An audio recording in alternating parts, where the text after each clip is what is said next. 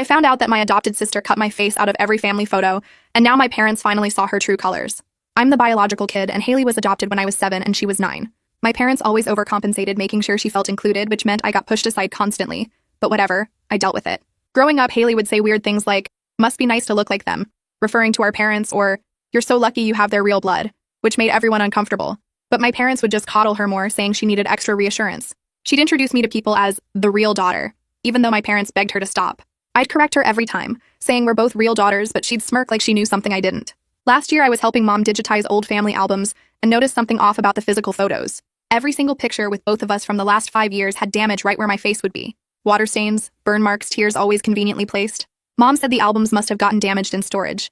But then I found Haley's room when she wasn't home, looking for my sweater she borrowed. In her closet was a shoebox filled with family photocopies. Every single one had my face carefully cut out with scissors. Not torn or damaged, but precisely removed like she'd spent hours on it. Christmas photos, vacations, birthdays, graduations, hundreds of pictures where everyone else was intact, but I was just a hole. Some had little notes on the back in her handwriting, things like better or fixed or real family. I took the whole box to my parents, who were watching TV in the living room, dumped it on the coffee table and said, "Explain this." They went pale, looking through photo after photo. Dad kept saying, "What the hell?" while Mom started crying. Haley walked in right then, saw the photos spread everywhere and froze. Mom goes, "Haley, what is this? Why would you do this?" She tried to grab the photos, saying it was private and we had no right going through her things. I said, "These are copies of our family photos with my face cut out, you psycho."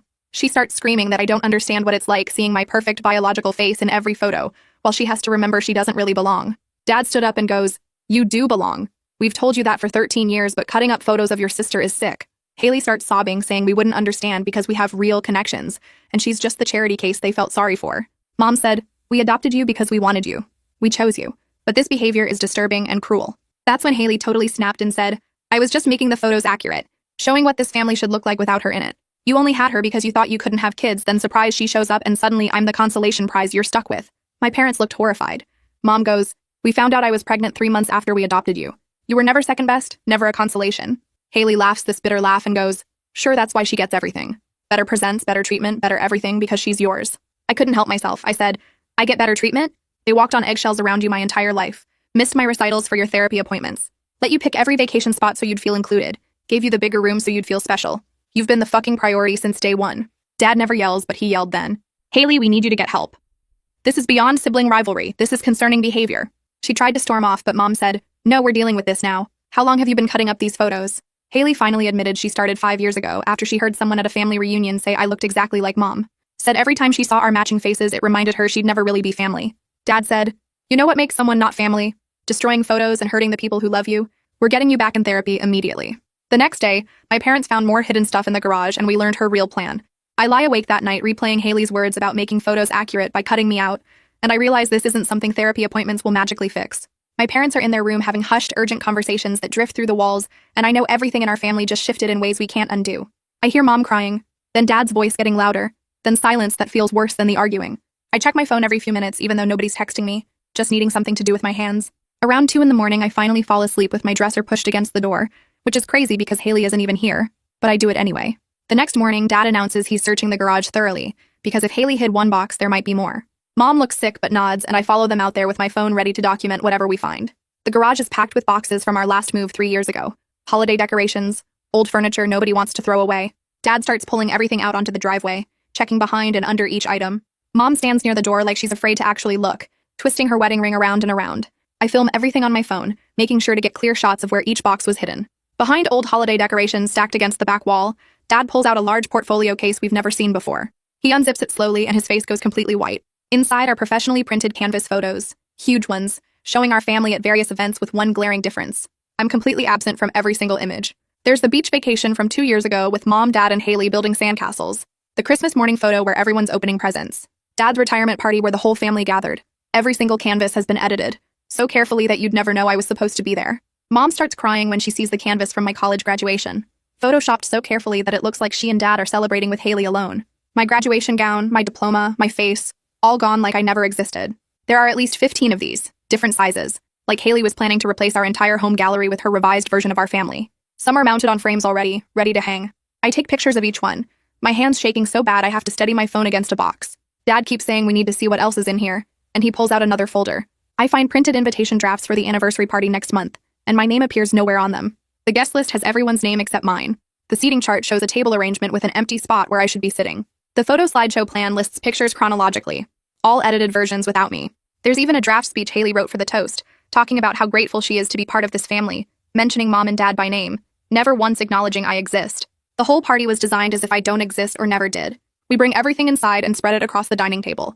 Canvas after canvas, document after document. This whole planned event built around my erasure. Haley comes downstairs, sees us looking at her stash, and instead of shame, her face hardens with defiance. She's wearing the same smirk she had when she used to introduce me as the real daughter, like she knows something we don't.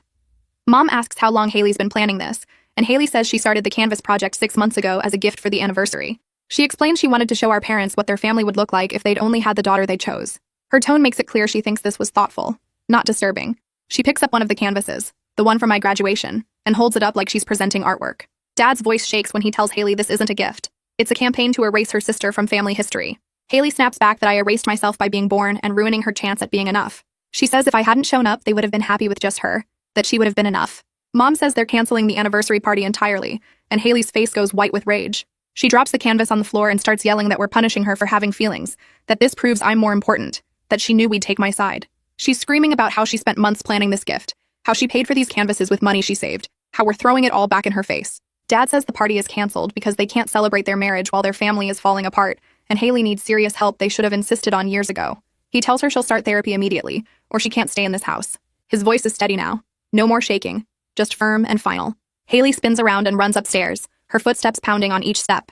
She reaches her bedroom and slams the door so hard the whole house shakes.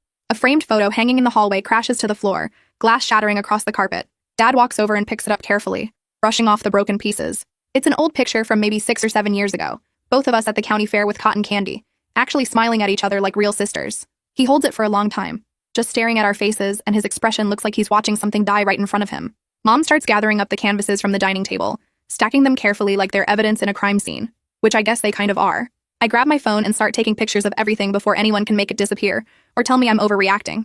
I photograph each canvas from multiple angles, making sure the edited parts are clear. I take shots of the invitation drafts with my name missing, the seating charts, the toast speech Haley wrote that pretends I don't exist. Mom watches me moving around the table with my phone and asks what I'm doing.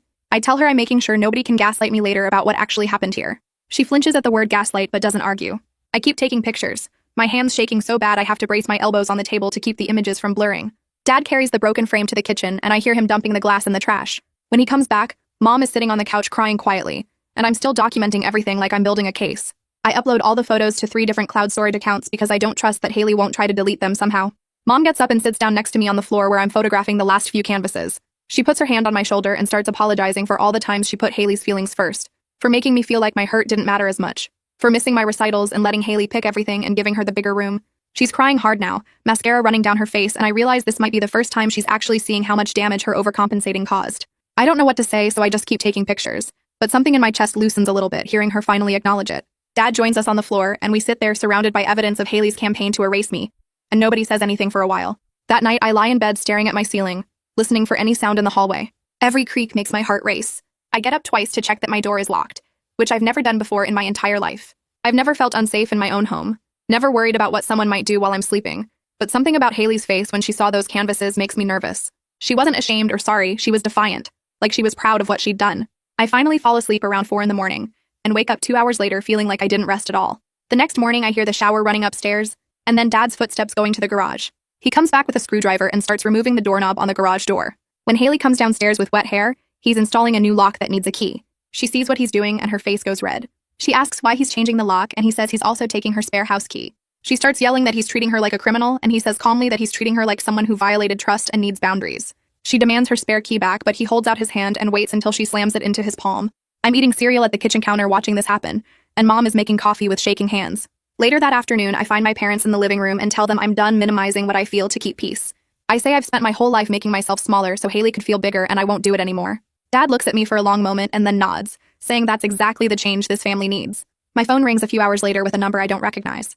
I answer, and a man's voice says he's calling from Printworks Custom Canvas to confirm pickup details for the Haley order. I tell him I'm not Haley and I don't know anything about this. He sounds confused and says there are 5 more large prints ready and paid for, asking when someone will pick them up. I feel my stomach drop and ask him what the images show. He describes our family at the beach, at Christmas, at Dad's retirement party, all with me digitally removed like I was never there. He mentions Haley was very particular about the editing quality and paid extra for rush processing because she needed them before some party. I thank him and hang up, then immediately tell my parents about the call. Mom's face goes white and Dad punches the couch cushion, which I've never seen him do. The next day, Mom drives us to an office building downtown for an intake appointment with someone named Miriam Hartley, who works with families dealing with adoption issues.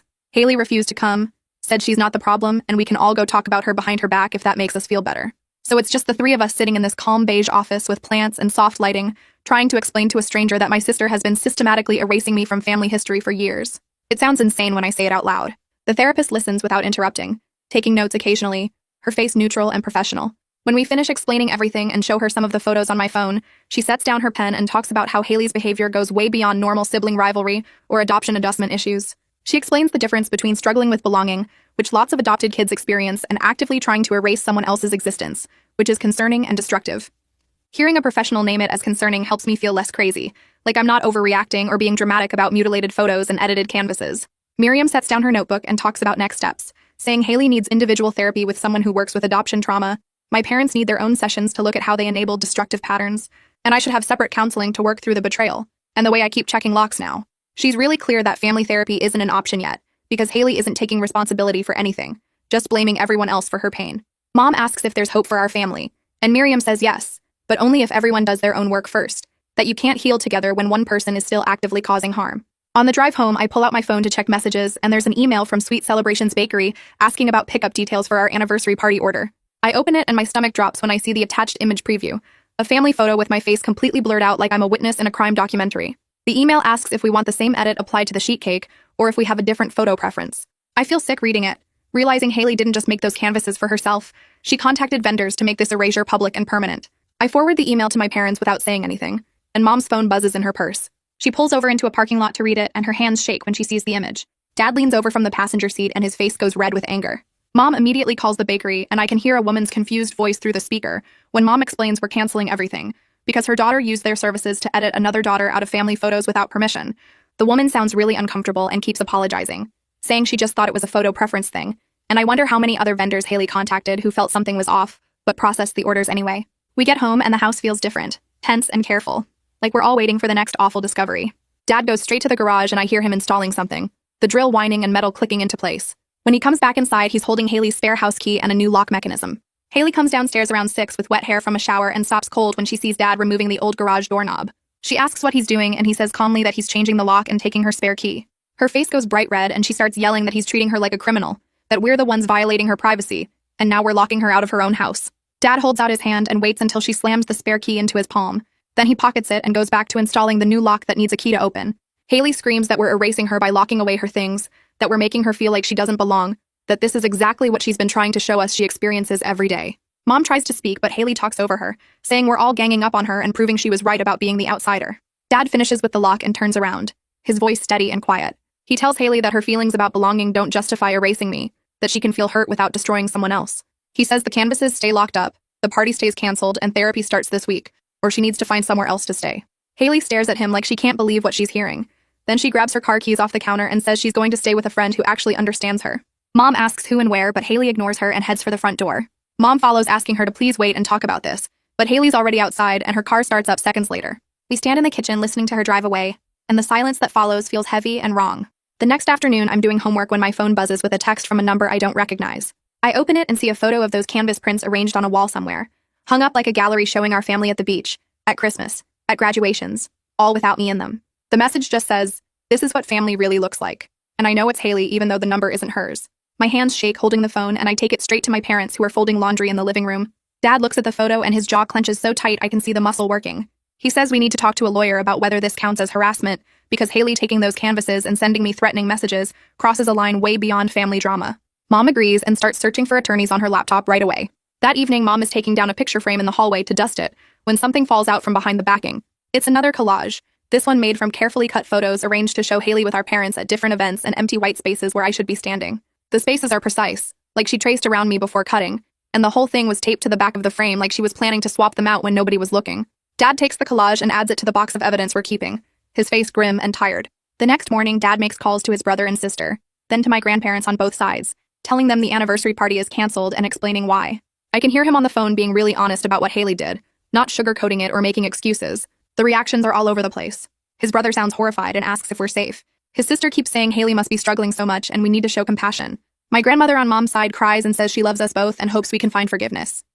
My grandfather on dad's side says he supports whatever boundaries we need, and he's genuinely worried about Haley's mental state. Then there's my aunt who suggests we're overreacting to what might just be art therapy, that lots of people process feelings through creative projects. Dad's voice gets sharp when he tells her this isn't art therapy. It's a systematic campaign to erase his daughter from family history, and he hangs up pretty quickly after that. My phone buzzes in my pocket while I'm still processing Dad's tense conversation, and I pull it out to see 2 voicemails waiting. The first one is from my grandmother on mom's side, and her voice sounds shaky when I play it back. She says she loves both of us so much, and she knows this is hard, but family is family, and she hopes we can all find a way to forgive and move forward together. Before I can even process that, I play the second voicemail, and it's from my uncle on Dad's side. His tone is completely different, and he says he supports whatever boundaries we need to set, and he's genuinely worried about Haley's mental state after hearing what she did. The messages are so opposite that my head starts hurting and I have to sit down on the couch. One person wants forgiveness and unity, while the other is validating that we need protection and distance. I don't know which reaction makes more sense or what I'm supposed to feel about either of them. That afternoon, I go up to my room and stare at my closet for a while before I actually open it. I start pulling out my important documents from the file box on the top shelf. Birth certificate, social security card, passport, all the papers that prove who I am. I grab my jewelry box from my dresser and add that to the pile. The necklace my grandmother gave me for my 16th birthday. The bracelet I got for graduation. The earrings that were mom's before she gave them to me. I find an empty shoebox in the back of my closet and start packing everything carefully. My hands shake a little as I arrange the documents and wrap the jewelry in tissue paper. This is stuff I'd grab if there was a fire or an emergency, and now I'm packing it because I might need to grab it and run from my own sister. The thought sits heavy in my chest while I tape the box shut and shove it back on the top shelf where I can reach it quickly. I never imagined doing something like this because of Haley. Never thought I'd need an escape plan from someone who's supposed to be family. My phone rings while I'm still standing there looking at the closet, and I don't recognize the number, but I answer anyway. It's Wei Tran from the printing shop, and he sounds almost apologetic. He tells me he's been thinking about the whole situation, and something felt off about the project from the start. He offers to send me copies of all the order receipts if that would help us, and I tell him yes, absolutely send them. He emails them within 10 minutes, and I open the attachments on my laptop. The dates jump out at me immediately. The first order was placed 4 months ago. 4 months. Right after Mom and Dad announced they were planning the anniversary party. I scroll through the receipts and see order after order, each one dated weeks apart, showing Haley working on this project methodically over months. This wasn't some impulsive emotional reaction. This was planned, calculated. A whole campaign to erase me that she'd been building piece by piece while sitting at family dinners and pretending everything was normal. The next morning, Dad tells us he scheduled a consultation with an attorney named Raymond Gamble, who handles harassment and family law cases. We drive downtown to his office, and the building is one of those professional high-rises with marble floors and too much air conditioning. Raymond's office is on the 7th floor, and he's younger than I expected, maybe late 30s, with glasses and a calm way of talking that makes me feel slightly less panicked. We sit across from his desk, and Dad opens the folder we brought with all the evidence. The shoebox photos with my face cut out. Printed screenshots of the canvas images. The text message Haley sent with the photo of the canvases hung up somewhere. The hidden collage we found behind the picture frame. Raymond goes through everything slowly and takes notes on a yellow legal pad. He looks at each piece of evidence carefully, and his expression stays neutral and professional. When he's done reviewing everything, he leans back in his chair and explains that this is definitely disturbing, but it's complicated legally. The photos are technically of Haley too, since she appears in them, so her having copies and altering them isn't clearly illegal. It's a family situation which makes courts hesitant to get involved. But then he points to the threatening text message and says that changes things. Taking the canvases after being told to leave them and sending me that photo with the message could be considered harassment. We have options if her behavior keeps going or gets worse. He tells us we should document absolutely everything from this point forward. Every text, every call, every time she shows up. He says we need to send Haley a clear written statement about our boundaries and keep copies of it. If she shows up at the house and refuses to leave after being asked, that's trespassing. If she continues threatening behavior or harassment, we can pursue a restraining order. He makes it sound straightforward but also serious. Like this is the kind of thing that could actually end up in court. That evening, I'm doing homework when my email pings with a message from Raymond. It's a detailed summary of our meeting with specific action steps listed out. Document all contact attempts.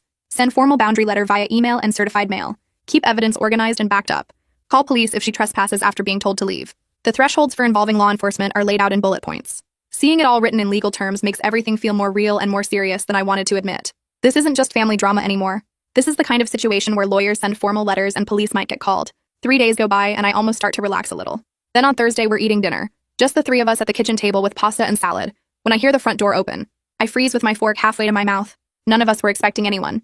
Haley walks in like she still lives here and heads straight for the stairs. Dad stands up fast and asks what she's doing here. She doesn't even look at him, just says she's getting some of her things. I hear her moving around upstairs in her room, opening drawers and closet doors. Mom and I exchange looks and Dad walks to the bottom of the stairs. Haley comes back down with a bag of clothes and some books. She sets them by the door and makes this comment about how we've made our choice about who matters in this family. Her voice has this edge to it that makes my stomach tight. Dad tells her she needs to give back whatever key she used to get in because she can't just come and go without notice anymore. Haley pulls a key from her pocket and holds it up. She says she had a copy made months ago just in case, and her laugh sounds bitter and wrong. Dad holds out his hand for the key, but Haley drops it on the floor instead. She says this proves she was right all along about never really belonging, that we're treating her like an intruder in her own home. Mom stands up from the table and walks over. She tries to explain that boundaries aren't the same as rejection, that we're just trying to create some space while everyone processes what happened. Haley cuts her off before she can finish. She says she doesn't need a lecture from someone who only wanted her until the real daughter came along. The way she says real is so full of poison that Mom actually flinches like she's been hit. Her whole face changes and I see her eyes get wet, but she doesn't cry. I sit there with my fork still in my hand and don't say anything back to her. Dr. Hartley told me not to engage when someone is trying to get a reaction, and I remember that advice now even though my chest feels tight. Haley stares at me for a few seconds, and then makes this sound like a laugh, but meaner. She says I look smug sitting there all quiet, that I'm probably loving this whole thing, watching her get kicked out while I stay safe in my perfect spot. I take another bite of pasta and chew slowly, keeping my eyes on my plate instead of looking at her. Dad tells Haley she needs to leave now and take her bag with her. She grabs it hard enough that the books inside make a thud sound and walks to the front door. Before she goes out, she turns around and says we'll regret treating her like this, that she's the only one being honest about what this family really is. Then the door slams and we all just sit there in the kitchen with our half-eaten dinner getting cold. My hands are shaking a little when I put my fork down. Dad pulls out his phone right away and starts searching for something. He says he's calling a locksmith tonight because we can't have Haley coming and going whenever she wants with copied keys we don't know about. Mom nods, but she's still staring at the door like Haley might come back through it any second. Dad finds a 24-hour locksmith service and calls them, explaining we need all our exterior locks changed as soon as possible. The person on the phone must ask why because Dad says it's a family safety issue and we need it done tomorrow morning first thing. He gives our address and hangs up, then tells us the locksmith will be here at 8. We're all shaky and kind of scared even though Haley is gone. Dad says we have to follow through on boundaries or they don't mean anything, that we can't back down just because it feels hard or sad. Mom starts cleaning up dinner even though none of us finished eating. I help her carry plates to the sink and we scrape food into the trash without talking. That night I lock my bedroom door and push my desk chair under the handle even though I know Haley isn't here. I can't sleep for a long time because I keep thinking about her face when she saw those canvases, how she didn't look sorry or embarrassed but almost proud. The locksmith shows up at 8 the next morning in a van with his company logo on the side. He's an older guy with a toolbox and he gets to work right away on the front door. Dad follows him around to each door explaining what we need. The locksmith changes the front door lock first, then the back door, then the side garage door. It takes him almost 2 hours to finish everything. When he's done, he hands Dad 3 sets of new keys on silver rings. Dad pays him with a check and the locksmith leaves. We stand in the kitchen looking at the new keys sitting on the counter. They're shiny and unused and they represent something I can't quite name. Dad picks up one set and puts it on his keyring, then hands one set to Mom and one to me. He says these are the only copies that exist and we need to keep it that way. The physical act of holding this new key makes everything feel more real and also more sad. Our house needed to be secured against my sister. That sentence sits in my brain and won't leave. Mom tests her key in the front door to make sure it works, and the lock clicks open smoothly. She closes the door again and locks it, then checks that it's actually locked by trying the handle. Dad does the same thing with the back door. I put my key in my pocket and feel its weight there.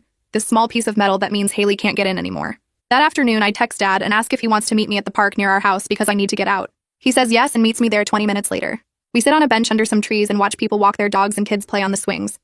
Dad is quiet for a while and then he starts talking about how he's been thinking a lot the past few days. He says his fear of conflict made him ignore warning signs for years, that he saw Haley's comments about me being the real daughter, and heard her weird remarks about blood and belonging, but he didn't push back hard enough. He prioritized keeping peace over keeping me safe from emotional harm, and that was wrong. His voice sounds tired and kind of broken. I watch a little kid go down the slide and scream with happiness. Dad keeps talking, saying he let things slide because confrontation felt worse than the status quo, but the status quo was actually hurting me every single day, and he just didn't want to see it. He's looking at his hands while he talks, and I notice they're shaking a little bit. We sit there on the bench and Dad starts crying, actually crying with tears running down his face. He says he failed me by not standing up to Haley's comments, by not insisting on better therapy years ago when the problems were smaller. He let Mom's guilt about getting pregnant after the adoption drive every family decision, because he didn't want to make her feel worse. He says he watched me get pushed aside and told himself it was temporary, that Haley would grow out of it, that everything would balance out eventually. But it didn't balance out and I spent my whole childhood being the second priority. He wipes his face with his sleeve and keeps apologizing. I've never seen my dad cry before and it makes my throat feel tight. A woman walks past with a stroller and gives us a concerned look but keeps going. Dad says he can't take back those years, but he can show up differently now, that he's going to keep putting my safety first even when it's uncomfortable or sad. I tell him I don't blame him for not knowing how bad things were because Haley was good at hiding the worst stuff, and I was good at pretending I was fine. But I need him to keep showing up now the way he has been this past week. I need him to not back down when Haley tries to make us feel guilty, or when relatives say we're being too harsh. He promises he will and looks right at me when he says it. For the first time in my life, I actually believe my dad will prioritize my well-being without guilt taking over. We sit there a while longer and watch the park activity. A group of teenagers plays basketball on the court nearby and their shouts echo across the grass. Eventually, Dad says we should head home and we walk back together. The house feels different when we get inside. Quieter, but also safer with the new locks installed. That night, I'm doing homework at my desk when my email pings. It's from Dr. Hartley with the subject line reading materials. She's attached several PDFs about something called ambiguous loss in adoption and how belonging anxiety can show up in destructive ways. I open the first document and start reading about adoptees who struggle with identity and family connection. The articles talk about how some adopted people feel like they're always on the outside looking in, how they might test family bonds or create conflict to see if they'll be abandoned. I read about attachment issues and trauma responses, and how these feelings can turn into harmful behaviors if they're not addressed properly. Part of me feels this complicated mix of empathy for what Haley might be experiencing deep down. The articles make it clear that adoption can be really hard and feelings of not belonging are valid and painful. But then I think about the shoebox of mutilated photos and the canvases and the threatening text message, and I feel angry all over again. Haley's pain doesn't give her the right to try to erase me from family history or terrorize me with social media posts. Both things can be true at the same time, that she's struggling and that her actions are wrong and harmful. I finish reading and save the PDFs to a folder on my laptop. Understanding doesn't mean accepting abuse, and Dr. Hartley made that clear in her email. She wrote a note at the bottom saying empathy and boundaries can coexist. The next morning, I wake up to my phone buzzing with notifications. I grab it off my nightstand and see messages from 3 different friends. I open the first one, and it's a screenshot of a post Haley made on her social media. She shared several family photos, but they're cropped weird, edited to make it look like I'm positioned way off to the side away from everyone else. The caption says something about finally seeing the truth about where you stand in your family. My stomach drops and I scroll through the other screenshots my friends sent. Haley posted multiple photos with similar captions, all of them making it look like I'm excluded or separate from the rest of the family. She's telling a story that isn't true using edited images and vague, sad language. The comments are already filling up with people saying they're sorry she's going through this and asking if she's okay.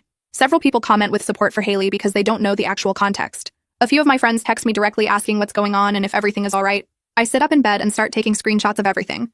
I save each post with its timestamp and all the comments to the evidence folder on my phone that I started after the canvases. Then I message my closest friends with a brief explanation, telling them Haley has been doing disturbing stuff and this is part of it, that the photos are edited to look worse than reality. I go downstairs and show my parents what Haley posted. Mom's face goes pale when she sees the manipulated photos and the victim narrative captions. Dad reads through the comments and his jaw clenches. Mom immediately picks up her phone and calls Haley's number. It goes to voicemail and Mom leaves a message saying the social media posts need to stop right now, that Haley is making this public in ways that hurt everyone and solve nothing. She says posting edited photos and vague accusations helps nobody and makes everything worse. Mom's voice is shaking when she hangs up. We wait to see if Haley will call back, but she doesn't. An hour later, one of my friends texts me another screenshot. Haley posted a vague status about speaking your truth even when your family tries to silence you. She doesn't mention anyone by name, but the implication is clear to anyone following her posts. Mom sees it and her hands ball into fists. Dad says we need to send all of this to Raymond so he has documentation of the harassment continuing. I forward everything to the email address Raymond gave us and include a note about the timeline. Within an hour, Raymond replies saying this strengthens our case if we need to pursue a restraining order and we should keep documenting everything. I spend the afternoon at my desk with my laptop open, going through every screenshot I took of Haley's social media posts. I create a new folder labeled Evidence Social Media and start organizing everything by date. Each screenshot gets renamed with the timestamp and a brief description like edited family photo with caption about truth or vague post about being silenced. I make sure the dates are visible in every image so there's a clear timeline of when this harassment started and how it's been building. Raymond told us documentation matters if we need to pursue legal action, so I'm being really careful about getting every detail right. I also screenshot the comments under each post because some of them show people asking Haley if she's okay or offering support based on her twisted version of events. It takes me almost 3 hours to get everything organized properly, but when I'm done, I have a folder with 42 separate screenshots all labeled and dated. I emailed the whole folder to Raymond with a note explaining what each image shows. Having this concrete task to focus on helps me feel less powerless, like I'm actually doing something instead of just waiting for Haley's next move. 2 days later, Raymond sends us an email with 2 attachments. The subject line says, "Cease and desist letter, Haley Lancaster." Mom calls me and Dad into the living room and opens the first attachment on her laptop. It's a formal letter on Raymond's law firm letterhead addressed to Haley at the friend's address she gave Dr. Hartley. The language is really direct and serious. Nothing like the careful emotional conversations we've been trying to have with Haley. It lists specific demands in numbered paragraphs. Stop posting about me or our family on any social media platform. Stop contacting me directly through any method including text, email, phone calls, or showing up at locations where I might be. Stop harassing our family members or sharing edited photos that misrepresent our family relationships. The letter says these actions constitute harassment, and if they continue, we'll pursue legal remedies including a restraining order. It gives Haley 10 days to comply and says a copy is being sent via certified mail so there's proof she received it. Mom reads through it twice and her hands are shaking a little. Dad says it's the right move, but he looks sad about it. I feel this weird mix of relief and sadness too. Like I'm glad someone is finally telling Haley in clear legal terms that her behavior has to stop, but it's awful that we're at the point where lawyers are involved. Raymond's email says he sent the letter via both email and certified mail this morning, so Haley should receive it within the next day or 2. That night I barely sleep, wondering how she'll react when she gets it. 2 days after Raymond sent the cease and desist letter, my phone buzzes with a text from an unknown number. I open it and immediately recognize Haley's writing style even though she's using a different number. The message is really long, probably hitting the character limit, and it swings wildly between two completely different tones. The first part says she's sorry for going too far with the social media posts, that she knows she shouldn't have edited the photos or made it public, that she was just feeling really hurt and didn't know how else to express it. But then the second half of the message shifts completely and starts blaming us for forcing her hand by not understanding her pain, saying we left her no choice. But to show people what it's really like to be the adopted kid in a family that only cares about blood. She says we're making her the villain when she's actually the victim, that the cease and desist letter proves we never really wanted her in the family. The message ends with her saying she'll stop posting if that's what we want, but she won't apologize for telling her truth. I screenshot the message immediately and show it to my parents. Mom reads it and her face goes pale. Dr. Hartley warned us about exactly this kind of communication during one of our sessions, where someone who's not taking responsibility will alternate between apologizing and blaming in the same conversation. It's a way of seeming reasonable while still not actually accepting accountability. Mom saves the screenshot to her phone but doesn't respond to Haley's message. Dad says responding would just open up another argument and Haley needs to know we're serious about the boundaries. I block the new number and add the screenshot to my evidence folder. The next morning, Mom forwards us an email from Dr. Hartley with the subject line, Proposed Mediation Session. Dr. Hartley writes that she spoke with Haley on the phone yesterday, and Haley expressed interest in talking to the family face-to-face. Dr. Hartley is offering to facilitate a single mediated session if we're willing, and if Haley agrees to strict ground rules. She lists them out clearly. No yelling or raised voices, no blaming language or accusations. Each person gets uninterrupted time to speak for up to 10 minutes. Either party can end the session at any time if it becomes destructive or unsafe. Dr. Hartley emphasizes in bold text that this is not family therapy and not a reconciliation session. It's a structured conversation to see if genuine dialogue is even possible at this point. She says sometimes people need to be heard before they can hear others, and this might give Haley a chance to express her feelings in a controlled environment. She also says we should only agree if we feel emotionally ready and safe doing so. Mom, Dad, and I sit at the kitchen table discussing whether to agree. Dad says he's worried Haley will just use it as another chance to play the victim and make us feel guilty. Mom says maybe hearing us all speak calmly and directly will help Haley understand how serious this is. I say I'll do it if they think it might help, but I'm nervous about being in the same room with her after everything. We decide to try it, and Mom emails Dr. Hartley back saying we'll participate if Haley truly commits to the ground rules. Dr. Hartley responds that afternoon saying she'll reach out to Haley to confirm. The next day, Dr. Hartley forwards us an email Haley sent her directly. Haley writes that she'll attend one session to present her case about why her actions were justified and why our family's treatment of her led to this situation. The phrasing immediately makes my stomach tight because it sounds like Haley's going into this planning to defend herself rather than actually listen. Dr. Hartley adds a note at the bottom saying she addressed this with Haley and reminded her that the session is for dialogue, not debate, but she thinks it's still worth trying because Haley did agree to the ground rules. We schedule the mediation for 3 days later at Dr. Hartley's office. Those 3 days feel really long and tense. I keep rehearsing in my head what I want to say to Haley, trying to find words that are honest but not attacking, that acknowledge her pain without accepting her abuse. Mom and Dad are quiet and nervous too, having hushed conversations about what they'll say and how to stay calm if Haley gets defensive. The morning of the mediation session, we drive to Dr. Hartley's office together. The waiting room has soft lighting and comfortable chairs, but I feel anything but relaxed. Haley arrives exactly on time, walking in with her arms crossed and her face set in this hard expression. Dr. Hartley greets us all and leads us into her office where 5 chairs are arranged in a circle. She sits between Haley and the rest of us, which I realize is probably intentional. Dr. Hartley starts by reviewing the ground rules again and asking each of us to verbally agree. We all say yes, even Haley, though her voice is flat. Dr. Hartley explains that Haley asked to speak first, so she'll have 20 minutes of uninterrupted time. Then each of us will have our turn. She sets a small timer on the table where we can all see it. Haley starts talking and her voice is shaky at first but gets stronger. She talks about feeling like a placeholder her whole life, about how hard it was hearing relatives comment on how much I look like Mom, about the pain of knowing she was chosen while I was just born into belonging. She describes specific moments that hurt her, like family reunions where people would say I had Mom's eyes or Dad's smile, and how nobody ever tried to find similarities between her and our parents. She talks about feeling invisible at my graduation, when everyone congratulated Mom and Dad on how much I'd accomplished, as if my success reflected their genetics. She says the photos she cut up and the canvases she made weren't meant to hurt me, but to show what her reality felt like, to make visible the erasure she experienced every day. Her voice cracks when she talks about the anniversary party, saying she wanted to give Mom and Dad a gift that showed them the family they would have had if things had been different, if they'd gotten the daughter they actually wanted instead of settling for her. By the time the timer goes off, Haley is crying and my parents look devastated. Dr. Hartley thanks Haley for sharing and asks if I'm ready to speak. I take a deep breath and look at Haley directly. I tell her I understand adoption is really hard, and I'm sorry she's felt like she didn't belong, that those feelings are real and they matter. But then I say her pain doesn't give her the right to try to erase me from family history or terrorize me with threatening texts and social media posts. I describe finding the shoebox of mutilated photos and how scared and confused it made me feel, seeing hundreds of images where I'd been carefully cut out like I was something wrong that needed to be removed. I talk about the canvases and how disturbing it was to see our family photoshopped as if I'd never existed, to know she'd spent months planning to display that at the anniversary party. I tell her the social media posts made me feel unsafe and exposed, that editing photos to make me look excluded and then posting them publicly with vague victim language was manipulative and cruel. I say I can acknowledge her pain without accepting abuse as the way she expresses it, that hurting me doesn't heal whatever she's feeling inside. My voice stays steady the whole time even though my hands are shaking in my lap. Dr. Hartley keeps her hand raised slightly toward Haley when Haley tries to interrupt twice, reminding her that everyone gets uninterrupted time. When I finish, Dr. Hartley asks Mom if she's ready. Mom talks about her regrets and her commitment to change. She admits she overcompensated with Haley out of guilt about getting pregnant after the adoption, that she was so afraid Haley would feel replaced, that she ended up making me feel invisible instead.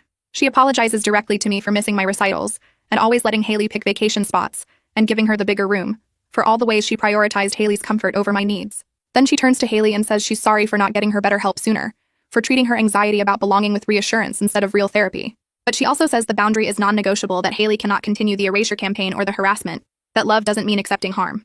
Dad speaks next about his regrets too. He admits he avoided conflict for years because he didn't want to make things worse, that he let uncomfortable situations slide instead of addressing them directly. He apologizes to me for not standing up when Haley would introduce me as the real daughter, for not insisting we deal with her comments about blood and belonging years ago. He tells Haley he's sorry they didn't see how much she was struggling, but he's also clear that what she did crossed serious lines and can't be excused by pain. He says they want to help her heal, but not at the cost of my safety and well-being. Dr. Hartley lets the silence sit for a minute after Dad finishes. Then she explains that she's giving us each homework to complete before any future contact. We each need to write down what family means to us and what we need to feel safe within our family. She says this isn't about right or wrong, but about understanding what each person needs and whether those needs can coexist. She tells us to take at least a week to think and write before deciding if another session would be helpful. The session ends and we leave through different doors so we don't have to walk out together. In the car ride home, none of us talk much. I spend the rest of the day thinking about Dr. Hartley's homework assignment. I sit at my desk with a blank document open on my laptop, trying to find words for something I've never really articulated before. I write that family means people who see you fully and love you anyway, who don't require you to shrink yourself so someone else can feel bigger. I write that inclusion doesn't mean erasing someone else, that making room for one person shouldn't mean removing another. I write about boundaries and how they're not rejection but protection, how I can acknowledge Haley's pain without accepting abuse as its outlet. I write that I need to feel safe in my own home, to not worry about finding more hidden evidence of someone trying to erase me, to not check my phone in fear of what manipulation might be posted online. I write that family should be a place where everyone belongs without anyone being erased. It takes me 3 hours to finish, and when I'm done, I feel emotionally exhausted, but also clear about what I need. The next morning, Mom and Dad ask if they can share their homework with me. We sit in the living room and Dad reads his first. He writes about how family means showing up consistently, admitting mistakes, and protecting the people you love even when it's uncomfortable. He admits he overcompensated with Haley out of guilt and fear, that he was so worried about her feeling like an outsider that he made me one instead. He commits to rebalancing the family dynamics so nobody gets erased or sidelined, to having hard conversations instead of avoiding them, to making sure I feel as valued and prioritized as Haley. Mom reads hers next and it's similar. She writes about how family means commitment and honesty, and making space for everyone without requiring anyone to disappear. She admits she let her fear of Haley feeling replaced drive every decision for 13 years, that she gave Haley whatever she wanted and expected me to understand and be patient. She apologizes again for all the recitals she missed, and all the times she chose Haley's therapy appointments over my events. She commits to treating both of us as equally important, to not letting guilt make her enable harmful behavior, to supporting me in setting boundaries. Hearing them both take real accountability, not just saying sorry but actually naming specific things they did wrong and committing to concrete changes, makes something loosen in my chest that's been tight for years. This is what I've needed my whole life, for someone to see how I got pushed aside and to say it out loud and promise to do better. The homework deadline comes 3 days later, and I check my email to see if Haley sent anything to Dr. Hartley. Nothing. Instead, I find her latest social media post calling therapy a tool families use to gaslight adopted kids into accepting mistreatment and force them to apologize for having feelings. The post has dozens of supportive comments from people who don't know the full story, and my stomach twists seeing her spin this into another victim narrative. I screenshot it and send it to Dr. Hartley, who responds within an hour saying this behavior tells us Haley isn't ready for genuine dialogue, and we shouldn't force it. She explains that real change requires accountability, and Haley is still in the blame stage where everyone else is responsible for her choices. The message is kind but clear, and I feel this weird mix of relief and sadness knowing we tried, but Haley chose to keep performing for an audience instead of doing the actual work. Raymond sends a follow-up email that afternoon with next steps laid out in numbered points. Secure all devices with new passwords. Document any contact attempts with dates and times.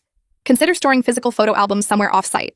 Restrict Haley's access to any shared family accounts, including streaming services and cloud storage. The list is practical and thorough, and seeing it in writing makes the situation feel more manageable somehow, like we have a plan instead of just reacting to whatever Haley does next. We spend the following weekend implementing everything on Raymond's list.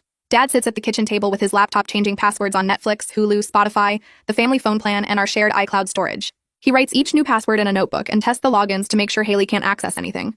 Mom drives to her sister's house with 3 boxes of photo albums, the originals we've been protecting since we found the mutilated copies. I watch her load them into her car and feel grateful we have family we can trust with this stuff.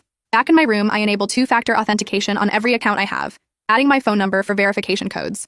The process takes over an hour because I have more accounts than I realized. I save Haley's contact info before blocking her number, just in case we need it for documentation later. Each security measure feels like adding another lock to a door that should never have needed locking in the first place.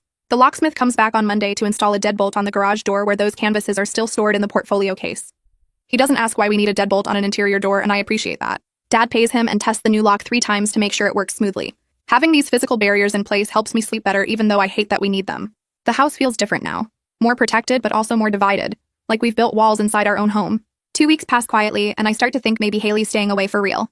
Then one Tuesday evening while we're eating dinner, I hear pounding on the front door, aggressive and demanding. Dad gets up calmly and looks through the peephole before calling out that he can see it's Haley. She yells that she needs to get some of her things and demands to be let in right now. Dad keeps his voice steady and tells her through the door that she's welcome to visit with advance notice and proof she's attending therapy, but she can't just show up and expect entry. Haley's voice gets louder, calling him controlling and saying this proves everything she's been saying about how this family treats her.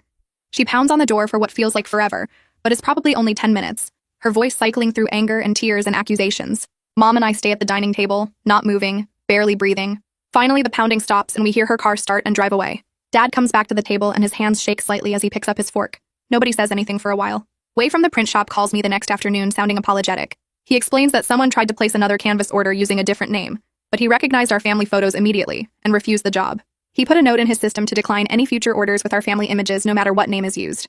I thank him multiple times and he says he just wanted us to know someone tried. After we hang up, I tell my parents and we all feel this small sense of victory. Like at least one person outside our family sees what's happening and chose to help stop it. I start individual therapy sessions with Dr. Hartley the following week to work on the constant checking and the guilt I feel about Haley's adoption struggles, even though I was literally a baby when it happened. The first session I spend 20 minutes explaining how I can't stop listening for footsteps in the hallway at night, or checking that my bedroom door is locked, or scanning social media to see what Haley might post next. Dr. Hartley doesn't tell me to stop being afraid or that I'm overreacting. Instead, she helps me understand that hypervigilance is a normal response to ongoing threats, and that my body is trying to protect me. She also works with me on separating Haley's pain from Haley's choices, explaining that I can have compassion for her adoption grief while still protecting myself from her harmful actions. The distinction seems obvious when she says it, but I realize I've been tangling those two things together my whole life, thinking that understanding her pain meant I had to accept her behavior. 3 weeks after the failed mediation attempt, our house feels different in ways I'm still figuring out. It's quieter, but the quiet feels more honest than the tense silence we used to have. Mom takes down the entire hallway photo gallery one Saturday morning, carefully removing each frame and wrapping them in newspaper. She says we'll rebuild it thoughtfully when everyone's ready, with pictures that honor our whole complicated story instead of pretending everything was always fine. Dad keeps Raymond's cease and desist letter on his desk in a clear plastic sleeve, not hidden away, but right there as a reminder that love sometimes means boundaries. I notice it every time I walk past his office. Dr. Hartley forwards me an email from Haley saying she started therapy on her own terms with a different therapist and isn't ready for family contact yet. The message is brief and doesn't include an apology, but there's something in it that feels slightly less defensive than her usual tone. We're not ready to reconnect either, but there's this tiny opening where before there was only hurt and anger. I still check the locks every night before bed, testing each door and window, and I probably will for a while. But I'm sleeping through the night again without jolting awake at every sound, and that feels like enough progress for now.